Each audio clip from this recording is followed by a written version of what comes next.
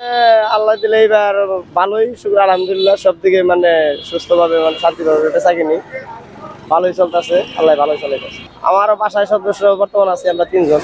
ইফতার বাসায় কি করেন নাকি এইখানে করেন?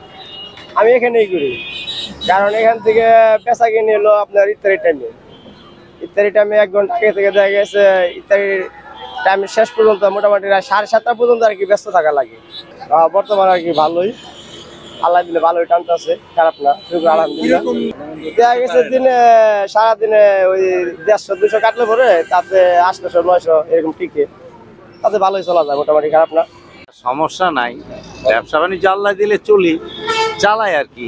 রোজার মাসে একটু কলার দাম বেশি, এর মধ্যে আল্লাহর মতো আমি এটার উপর চলতে পারি। আমার সংসার খরচা মোটামুটি চলে, বাড়তি কোনো ইনভেস্ট হবে না বা আশা করা যায় না। ব্যবসা বাণিজ্য নর্মালি দাম বেশি, হঠাৎ এইবারে দাম বেশি, মানুষের একটু চাহিদা কম, খাচ্ছে কম, তারপরে এর উপরে চলতে পারি আর কি। আমার জন্য ঠিক আছে, স্বাভাবিক। 4,000-5,000 টাকা বেচি আমি।